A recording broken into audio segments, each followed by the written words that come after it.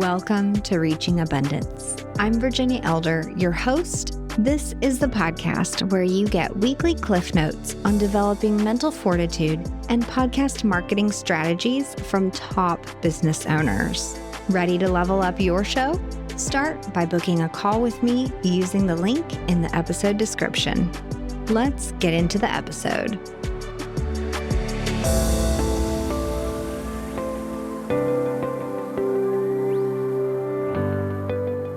Have you ever noticed the confidence and eloquence a trial attorney has and wondered, how do they do it?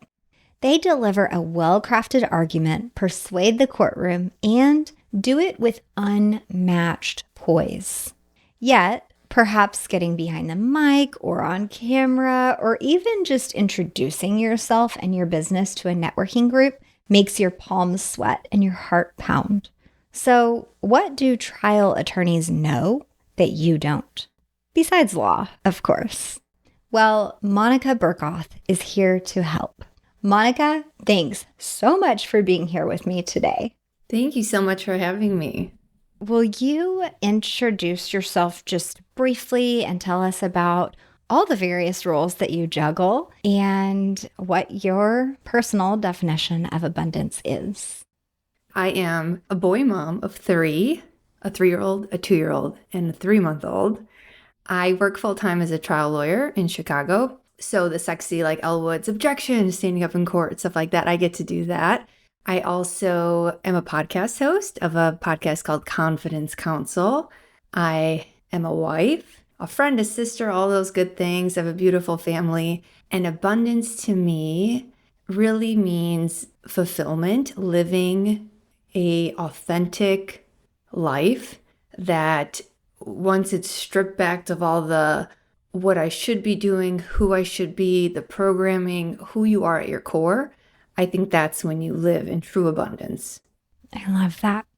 Share with us a little bit about why you started your podcast, because I think that was you really stepping into your true abundance and doing that self-analysis and deciding what you want for your life.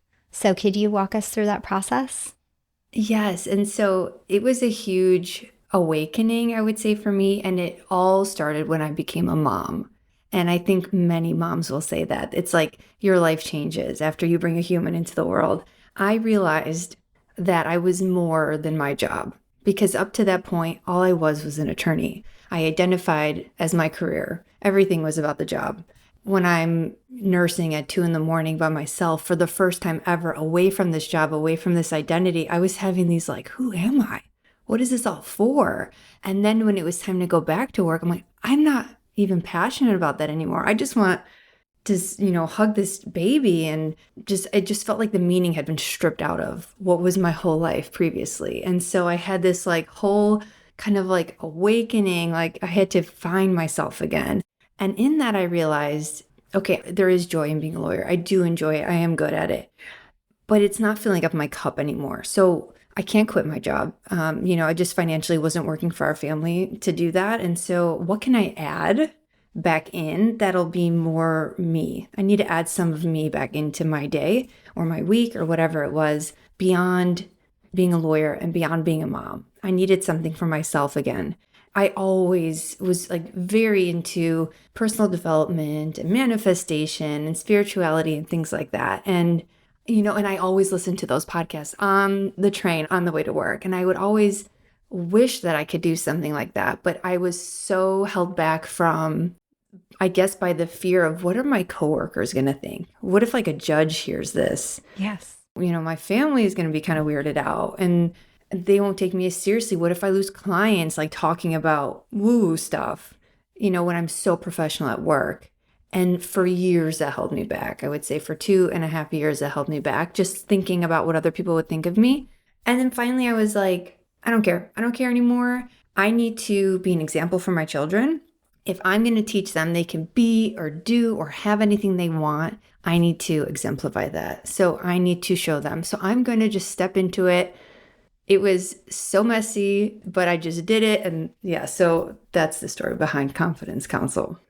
I love that. Okay, so I have a couple of questions. First, Did you get that pushback from anyone that you were actually like afraid of, that you allowed to hold you back? No, it was so much worse in my head. It was bad in my head, but only positive, loving, supportive, uplifting. People were like, that's so cool that you did that. Like one of the partners at the firm, I like ran into him in the hallway and he's like, there's our little podcast star. And at first I was like, should I be slighted by that? But then I'm like, no, this is great. Like, and I also thought because I'm in a business where you have to bill your time, every minute counts, right? Like right now, I'm going to be missing a 1.0 from billing, right? And I thought that what they would see, as this is ramping up, that I'm taking time away from work. But I was finding ways to kind of build that time back in. It's been fine. It's been nothing but support. So yeah, it's always so much worse in your head than it is. And if people are talking behind my back, I don't know anything about it. And you probably don't care. Like they can just keep going. Yeah, keep going. Mm-hmm. That fear, yes, you are in a very high profile position and profession, and it seems to be what I would say is kind of like one of the stiff professions, right? Like we think of attorneys, medical professionals, and financial professionals. Like you wear suits, you're in the public eye, everything you do has to be so professional. And so then when you think, oh, well, like I want to talk about woo-woo stuff, or I want to do yoga, or like whatever it is, you might think like, oh, like, is that professional? Can I do this? Everyone has this fear. So most of my clients are financial professionals.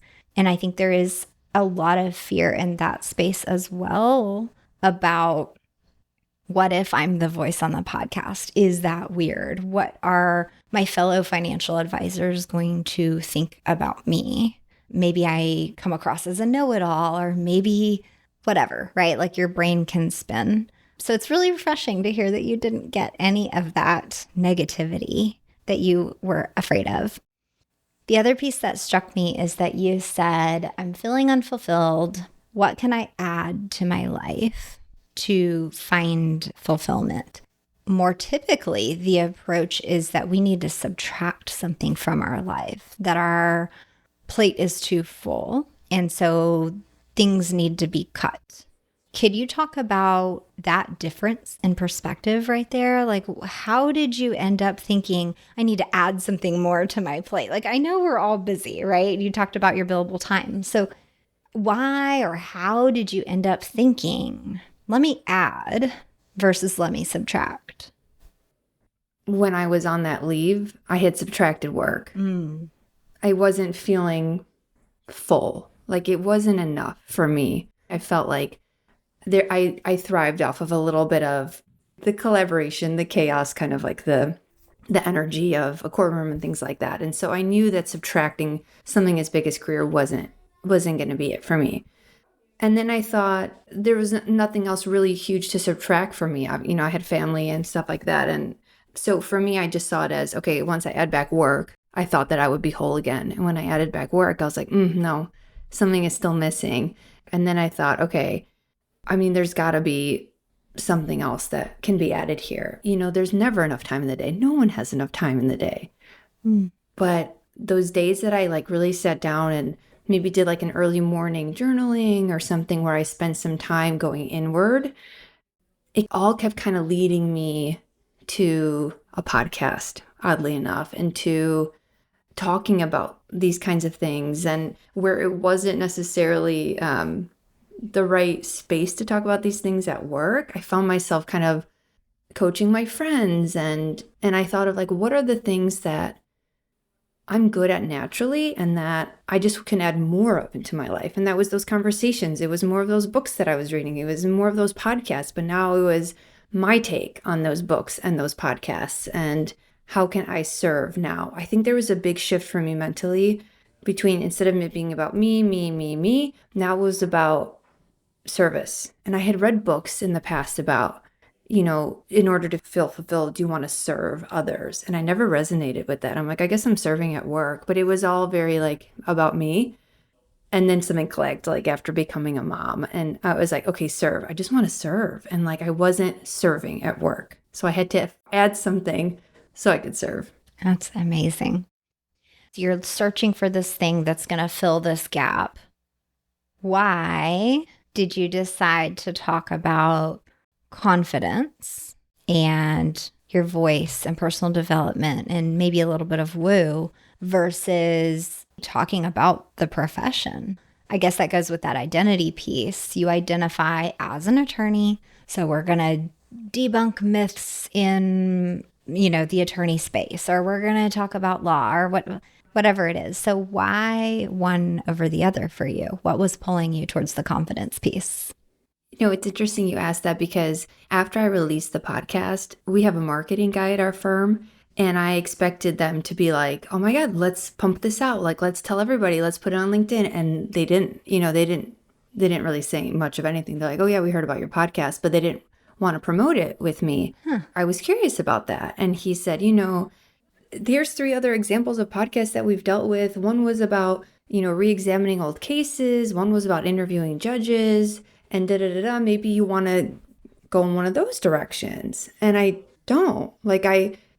I'm getting enough of that at work, I'm doing that to 9 to 5. This was added for me, and this was added for me to serve. I don't want to add more law to my hobby, I don't need to. I wanted to do something that was going to give me energy, and me, clocking out at 5, putting my kids to bed at 7 o'clock. Is it going to give me energy to re-examine a case from the 70s on a podcast that I started to make me happy? No.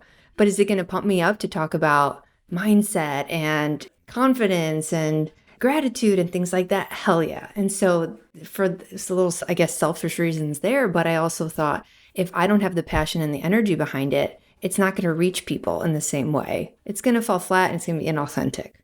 Absolutely. Well, I think you're hitting something huge right there. A lot of entrepreneurs start something because they see a gap and they're passionate about it.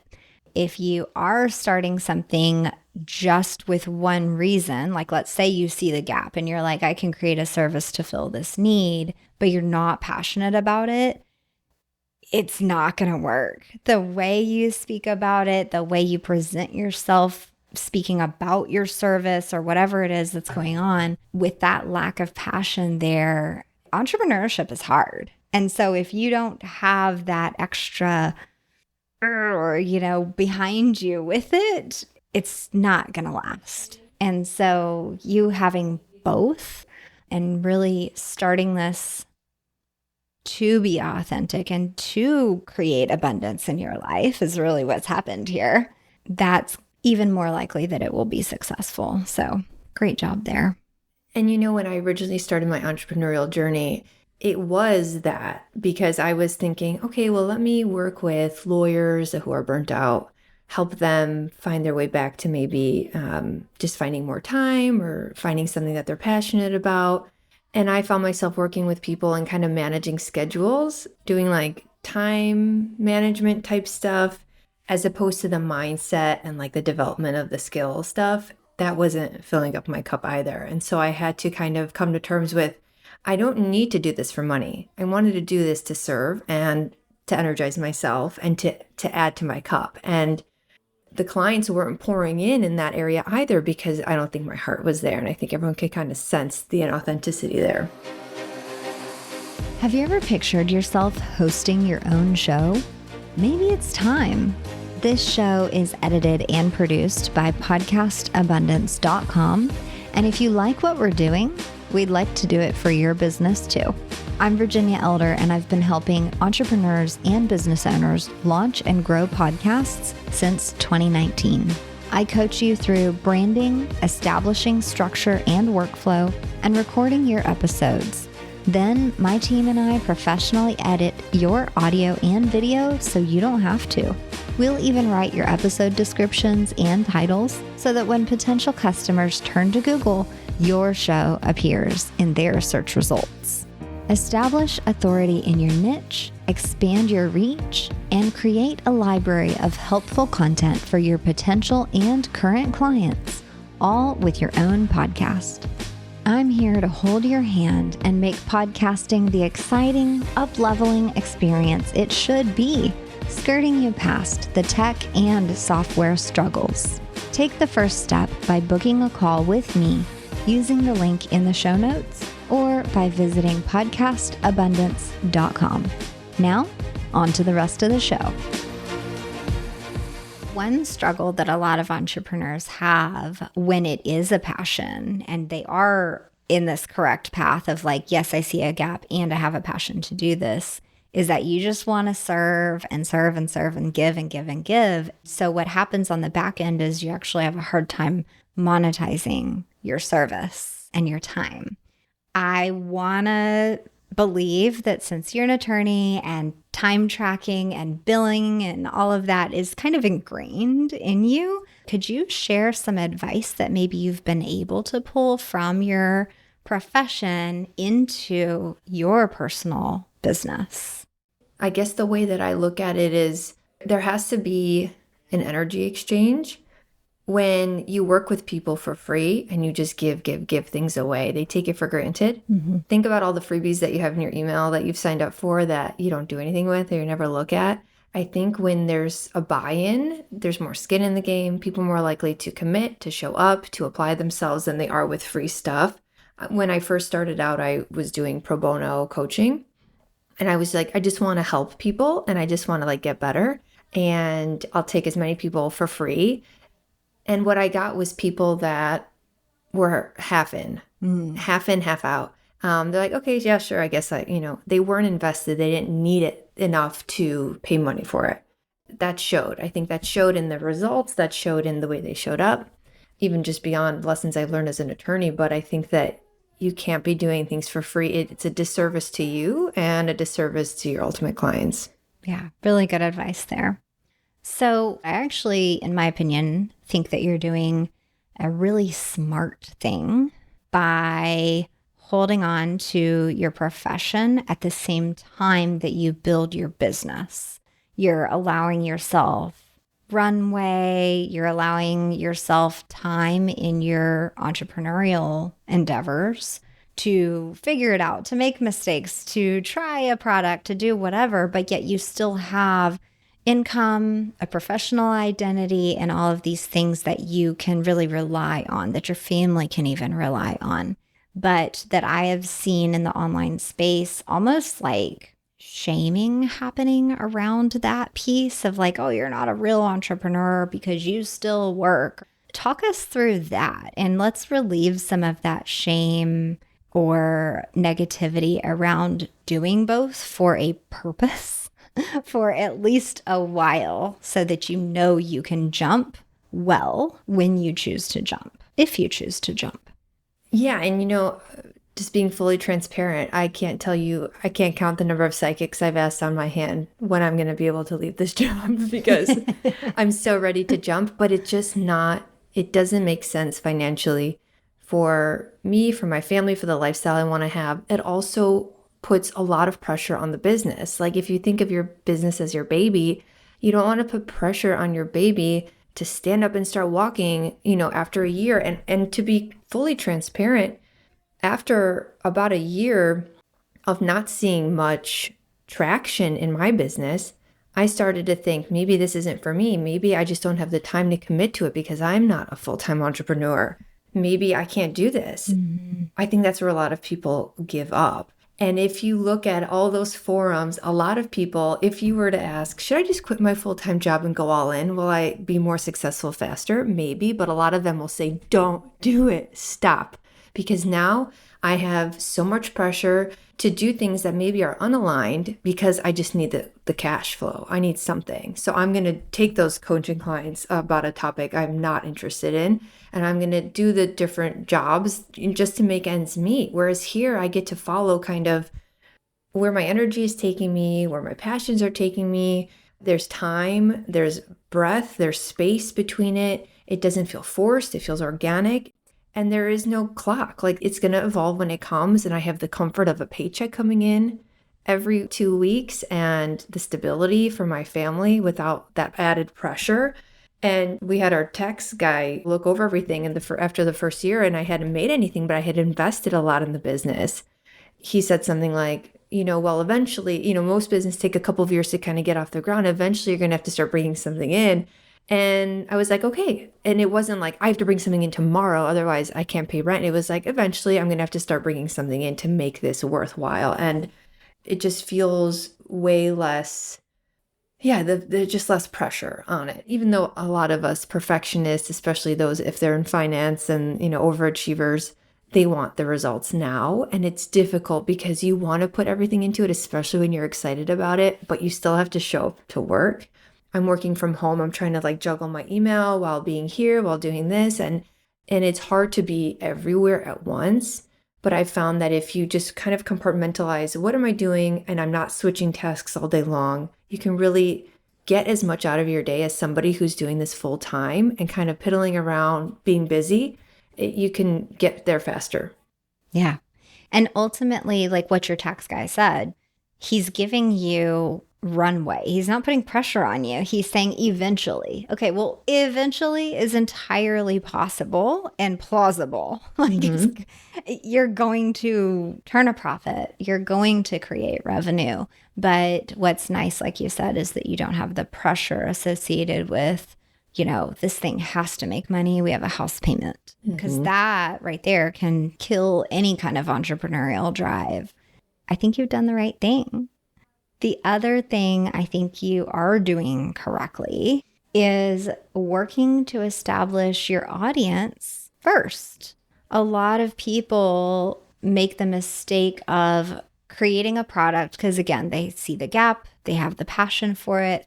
Oh, here's the solution. Let me create this and I'm going to sell it. But there's no one that follows them yet. There's no audience built. There's no community that's been created around your message. So of course that's not going to make you 20 grand in a month, right?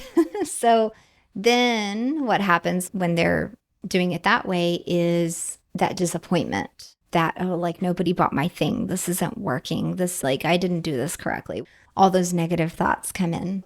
You have had the foresight to create a podcast, to start to develop a community, to start honing your voice and your message and finding out what people want first, learning what they want so that then you can create a product to solve their problems. So could you walk us through, was that intentional? Did you get that business advice somewhere? Or were you just like, I want to start speaking on this. This is my passion. I've got to start this podcast and then we'll see what happens. I wish I could take credit for coming up with that, but it was totally an accident. I just kept getting the download about the podcast and I got it in the shower and I kept getting it when I was journaling and I was like, okay, I'm starting a podcast.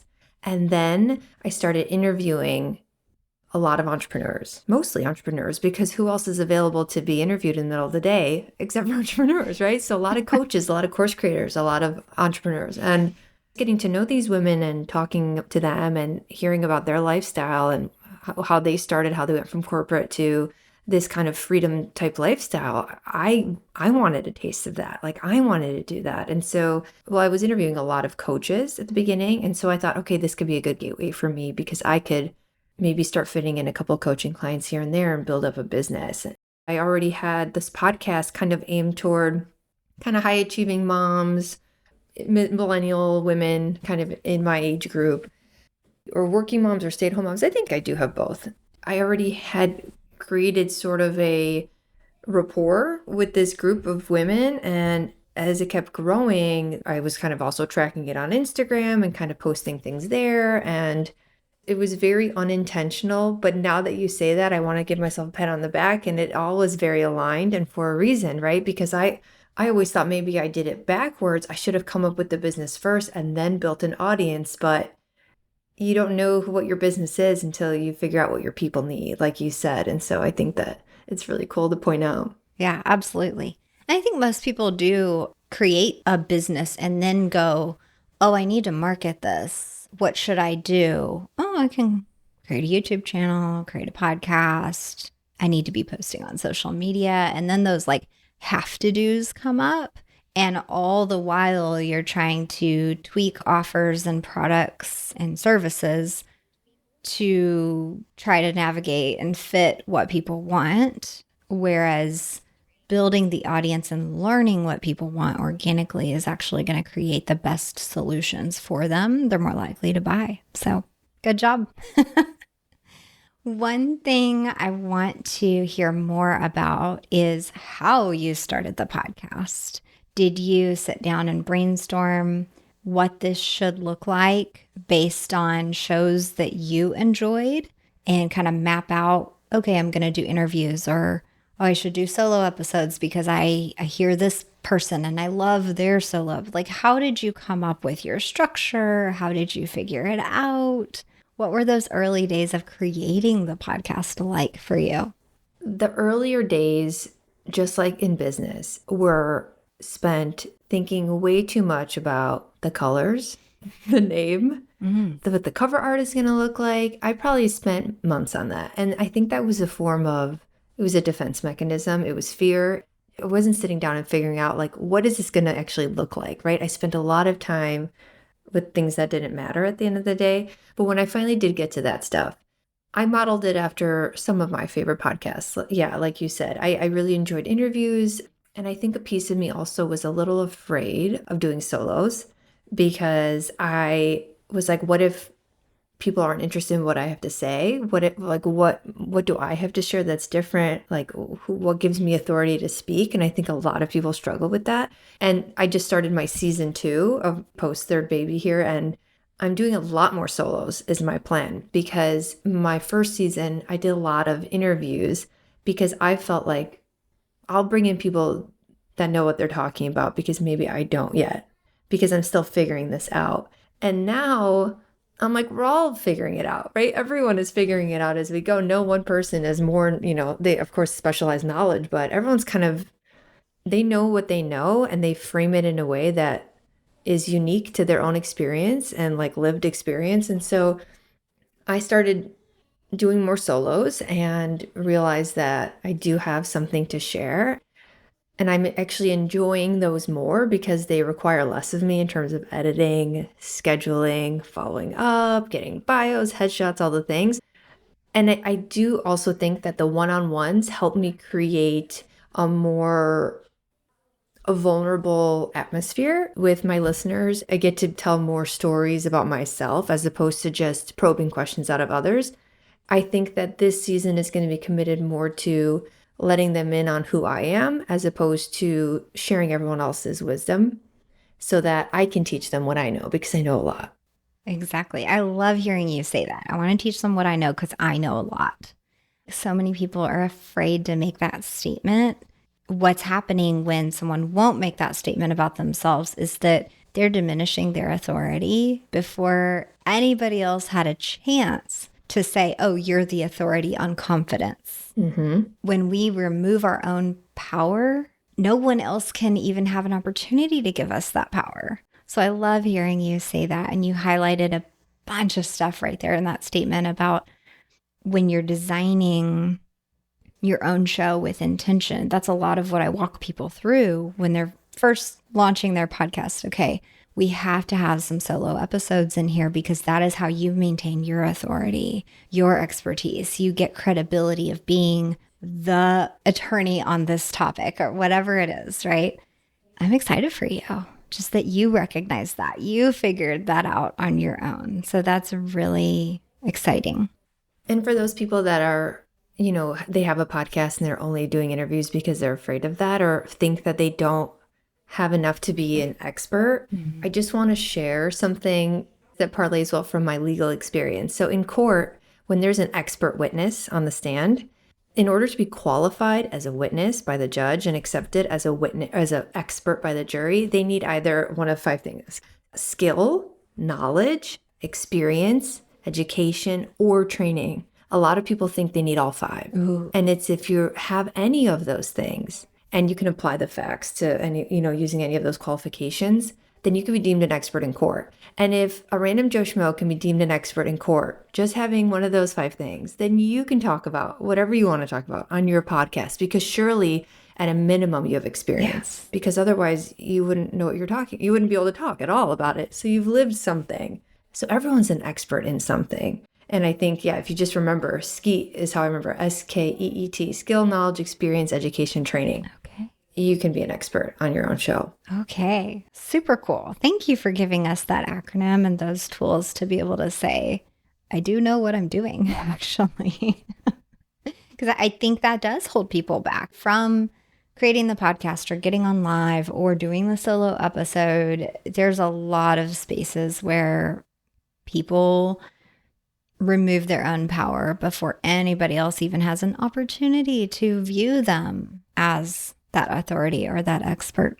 So let's talk a little bit more about this confidence piece and how you're helping people, because you are so used to standing up in front of the courtroom and presenting yourself in a certain way. You're able to coach on their image, their behind camera confidence, the way they present themselves. So could you share just a tidbit of advice for someone who may be afraid to get on camera or maybe afraid to jump on an interview for a podcast?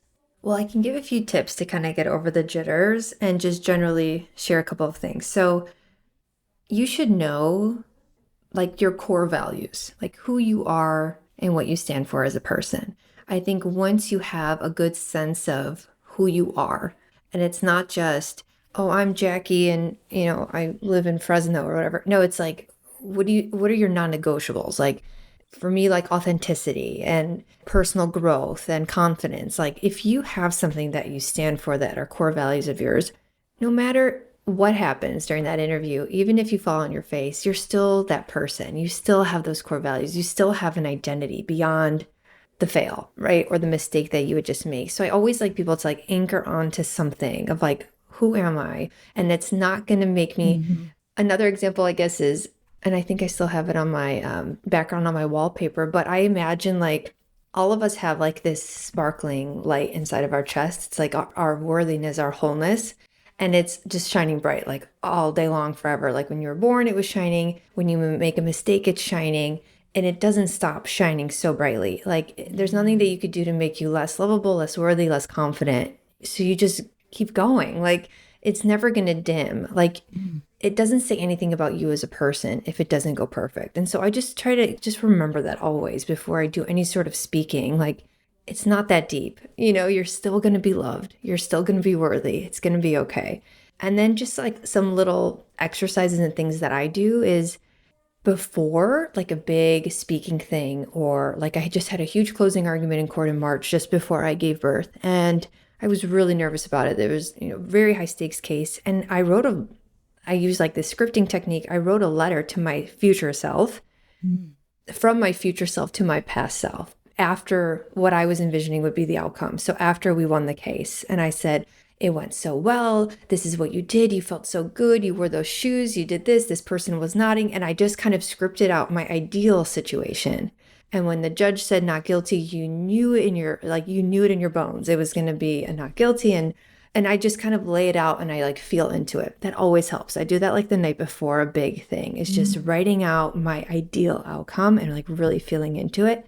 And then when I'm in the moment, like when my opponent is arguing, sometimes, at least for me, I'm a huge introvert. I'm a pretty shy person by nature. I get very flustered. Like my chest will get, splotchy. My ears will start ringing. I get nervous. Like I still get nervous. And I will half the time black out what the other guy is saying because I'm just so focused on what I have to say next. And it's something that I don't think I will ever overcome. It's just something that you get better and better at. But I always, in that moment, instead of trying to read over my notes or remember anything, I just, in my head, just think of all the things I'm grateful for. And it just like takes down my heart rate and it like allows me to take a deep breath. And I'm just, I'm thinking like, oh my gosh, I'm so grateful that I'm about to go next and I'll have an opportunity to speak and tell them my side of the story. I'm so grateful that he's kind of boring right now and I'm going to go up and be so dynamic. And, I'm so grateful that it's cool in here because I'm so sweaty but it's fine because it's, it's not sure that I'm wearing navy and you can't see my sweat stains. Like, just think about stuff like that to kind of loosen the pressure. And when you're in gratitude, you can't feel anxiety. So I just like to think of things that I'm grateful for and my kids and my husband and And I just kind of let them, rumble through my mind. And then it's my time to go and it's on. Yeah. So those are some of my big hacks and tricks, personally, at least. Yeah. So good. And I know you're putting together a program where you're going to share even more in-depth tips and coaching and ideas for people to gain that confidence and be able to stand up and speak or get on a podcast or start your video, do whatever it is that you're choosing to do. So can you just share a little bit about that program and tell us where to find it? Yeah, so it's still in the early stages. And what my intention for the program is to ultimately create like a course that lives online. But I'm looking right now for about 10 founding members that have a fear of speaking, have a fear of being seen, who want to step out into this entrepreneurial journey, who want to start a podcast, but who are afraid of their voice, of speaking, of being heard. I want to kind of figure out exactly what all the issues are. What are the things holding them back? And like create a course with them, combined with the different speaking skills, persuasion, speaking with authority, authenticity, and a lot of the mindset and kind of like the manifestation aspect stuff too that I love rolling into a speaking course because I've never seen anything like that before. I want to combine all of that and create a course. Right now, I have a priority list going, so I've got a bunch of people in it. My goal is to do like a live training in September or October where we're doing it over Zoom together. It'll be live Q&As. What are you experiencing right before, you have to go on and speak or have to go do an interview, and kind of providing it in the moment training and then creating something with that. So it's like a very valuable kind of once in a lifetime opportunity to get this like kind of live coaching from me and skills that I learned like in law school. Getting called on out of the blue, the Socratic method is like your stomach drops to your butt. It's terrifying. So all the different things that we learn, the persuasion, the storytelling, how to write a compelling, persuasive offer from an attorney's perspective, I think is super valuable. And so those are all the things that how that's going to look exactly is going to depend on who my founding members are. And if anyone is interested in kind of being part of that and kind of shaping that with me, I would love to have you. So I've got the waitlist sign up. And the waitlist is basically just to get on my email list so that I can send you when the dates are live, when we're signing up, and when it's go time. And who's interested will come in. Absolutely. Well, I'm super excited to see that come to life for you. I agree with you. I think this is a once in a lifetime opportunity to be able to help guide that course based on what people are feeling, and then have someone who's super experienced in these persuasion techniques, in this confidence, in all of these things that you learn in law school that the rest of us didn't get because we didn't go to law school. So it's like, I think you're going to have some really amazing results there. And yes, everyone check the link in the show notes and check out this course. Monica, thank you so much for being here with us today. Where can we follow you? I'm most active on Instagram, which is at confidence.counsel, Counsel. Yes, counsel like an attorney. Attorney language. Yes. So I guess that was my one tie-in to the law, because there is value in your journey and where you're coming from, right? So I always thought maybe I wasn't meant to be a lawyer, but then now reflecting, everything happens for a reason. I have this training for a reason. What is that reason? How can I serve? That's how I tied in the counsel, because I feel like it's all led me here. I saw that right away, like with the spelling. I was like, oh, so clever. I love it. Thank you so, so much for all of your advice. I'm really excited for people to jump in and get that confidence that they need and learn from you. Thank you for being here. Thank you so much for having me in the great conversation. I really appreciate it.